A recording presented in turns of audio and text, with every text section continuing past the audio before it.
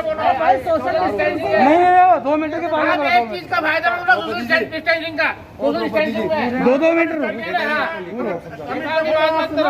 मेरी बात सुनो, टेंशन नहीं ले रहे हैं। भाई साहब आप क्या हाथ जोड़ रहे हैं, आप बेकार हमें उत्तेजित कर रहे हो। आप शांति से दे रहे हैं, हमें आप पूछ रहे हैं। 2 मीटर दूर होइए। 2 मीटर है। नहीं वो पास है। आप बिगाड़ रहे हो, हम नहीं बिगाड़ रहे। कायदे उसके नाम समझ रहे हैं। जब जनप्रतिनिधि है मिलने आए तो आम बात नहीं होना है। इनको कहते भी जो भी 2 आदमी 3 आदमी ज्ञापन देना आपको नहीं जाएंगे। मेरी बात शांति से जनहित का हमें कोई जनहित का मुद्दा है, पार्षद उनसे बात हो चुकी है मेरी पहले कलेक्टर साहब से। कोई बात नहीं, हम तो तरीके से खड़े हैं भाई। आप आ जाओ, मना थोड़ी कर रहे हैं। तीन बार के बाद 4 बार नहीं है, लेकिन अफसरों का आदेश है, उसका पालना करेंगे ना। आदेश करो, क्या पालना करेंगे? आप बोलो क्या करना है? आप आदेश करो, हम क्या पालना करी बोलो। हम दूर दूर खड़े हैं, मास्क लगा रखा है, हम आपसे कुछ कह नहीं रहे, हमने कोई पंगा करा नहीं। फिर क्या करोगे आप लोग पंगा? कुछ नहीं कही, ऐसा नहीं है, कुछ क्या करना चाहते हो आप लोग? आप कह रहे हो कुछ पंगा नहीं करा। नहीं कह रही आप ही ये विवाद में। मैडम बात नहीं करना। आप चलो एक बार चलो इधर। इधर एक बार वो कह रहे हैं कलेक्टर साहब अंदर, उधर साइड में हो जाओ, फिर वो बुला लेंगे अपना। आपको जाने था हमारा कोई प्रॉब्लम नहीं है। आप एक मिनट तो सिर्फ एक से आधी जाने तो। अरे तो उनको पूछ सुनो तो सही, हमारी बात सुनो। अरे तो हमारी बात तो सुनो, हम अंदर गए ही नहीं, हम तो पहले अभी तो केवल हम लोग आके केवल खड़े ही तो हुए हैं भाई। हम तो कह रहे भीड़ में आदमी आ जाओ आपकी। क्या 2 को बुला लाओ। मैं तो जो मैं प्रश्न कर रही हूँ उसका जवाब दे दो बस, केवल। हमने सिर्फ प्रश्न किया आपको। अगर कलेक्टर साहब ने अभी कहा कि वो आदमी आओ तो डोल जाएंगे, क्या बात कर रहे हैं आप? हमने प्रश्न किया, उसका जवाब दो बस। क्या बात कर रहे हैं? हमको लड़ना है। एक तो हमने जो खाद्य सुरक्षा के लिए उसका अभी तक कोई मेटर डिसीजन दिया नहीं हमारे कमिश्नर साहब ने। दूसरा, हमारे नगर निगम में ऐसा कोई भी काम नहीं रहा, लाइट से लेके सबसे लेके हम इतने परेशान हो चुके हैं पार्षद सारे कि अभी देखिए लॉकडाउन में भी अंधेरे में इतना रहा। हमने डीसी में प्रस्ताव पास किया हुआ था लाइट के लिए, उन्होंने कहा आ जाएगी 10 दिन में आ जाएगी।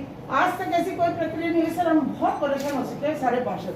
अब हम लोग भी जनता है, हमें जो बात कहती है हम कमिश्नर को कहते हैं। अब कमिश्नर साहब का भी चलो उनके पैर में फ्रैक्चर हो गया, मानते हैं तो दुर्भावना जो हो गया, लेकिन कोई अधिकारी तो बैठेगा सर वहाँ पर, कोई अधिकारी नहीं मिलता हमें। आप विकास फंड में से 1-1 लाख की सामग्री वितरित की जाए, लेकिन उन्होंने ना तो मेयर साहब ने सुना, मेयर साहब ने भी टालम टोली करके डीएलबी को लेटर भेज दिया और पता ही नहीं है उसका अभी तक। वो लॉकडाउन दूसरा वो अनलॉक वाला सिस्टम चालू हो गया, पब्लिक परेशान रही। न जनता की रसोई, हमने जो इंदिरा रसोई थी, जो सीएम साहब ने कहा था कि कोई भी व्यक्ति भूखा नहीं सोना चाहिए, और हमने एक्सटेंशन की बात की कमिश्नर को कि हमारे क्षेत्रों में कोई इंदिरा रसोई नहीं बनी हुई है, इस विपदा में एक्सटेंड की जा सकती है रसोई को, और ये पावर था उनको, लेकिन उन्होंने नहीं सुनी और नहीं कही। जब क्योंकि पर्वतपुरा में जब एक एक्सटेंशन कर सकते हो तो और भी कर सकते थे, लेकिन उन्होंने वो भी नहीं सुना। तो बहुत त्राही हो चुकी थी, इसलिए सारे पार्षदों का एक विरोध प्रकट था और एक सब में वो था कि वार्ड में कोई भी काम नहीं हो पा रहा। इसी प्रकार से हमारे विकास के फंड का भी इसी तरह से किया जा रहा है। तो हमने कलेक्टर साहब को ज्ञापन दिया है, कलेक्टर साहब को कहा है कि कमिश्नर साहब फिर 15 दिन की छुट्टी पर चलेंगे, ऐसी किसी उपायुक्त को पावर दी जाए जिससे कि वो काम सफ़र ना हो और काम जल्दी से हो जाए। हमें आश्वासन दिया गया, जल्दी इस पर निर्णय हो जाएगा। हाँ तो सत्यावना जी बताएं, आज तो कलेक्टर से किस विषय में मुलाकात की? आज कलेक्टर में नगर निगम के अंदर जो हमारे सीओ साहब हैं किसी काम करने को तैयार नहीं है, उस सिलसिले में हम यहाँ मिले थे। कुछ ही दिनों पहले पार्षद दफ्तर जी ने हम सब ने मिलकर एक ज्ञापन दिया था गरीबों के लिए, जो हमारे बजट से 1-1 लाख रुपए प्रत्येक गरीब हमारे वार्ड में दें, प्रत्येक वार्ड में 1-1 लाख रुपए सूखी सामग्री दें आप, ठीक है ना। तो सूखी सामग्री हम जो लोग भूखे मर रहे हैं उन तक पहुँचा सकें, ठीक है। हमारे द्वारा खाना बनवाया जाके पहुंचाया जा रहा है, ठीक है। गत दिनों से रेगुलर 4 से 5 हज़ार लोगों को हम दे रहे हैं, लेकिन नगर निगम से भी अगर कोई राहत मिले तो बहुत अच्छा होगा, क्योंकि और दूसरे वार्डों में ये सुविधा नहीं है। अब तो आपने जो पार्षदों के मत से 1-1 लाख रुपया दिया गया, तो उसका कोई निगम ने खर्चा वगैरह दिया, बताया हिसाब की? भाई हमने निगम ने कोई पैसा नहीं दिया अभी तक। निगम का निगम ने कोई सामग्री नहीं दी है पार्षदों को वार्ड में बांटने के लिए।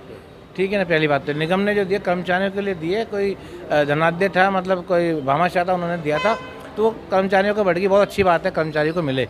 लेकिन जो भूखे एरिया के अंदर जो भूखे लोग हैं उन तक भी हमारे द्वारा पहुँचे, हमारे बजट से पैसों से, तो हम ये निवेदन था तो वो उन्होंने सही से निकाल दिया है।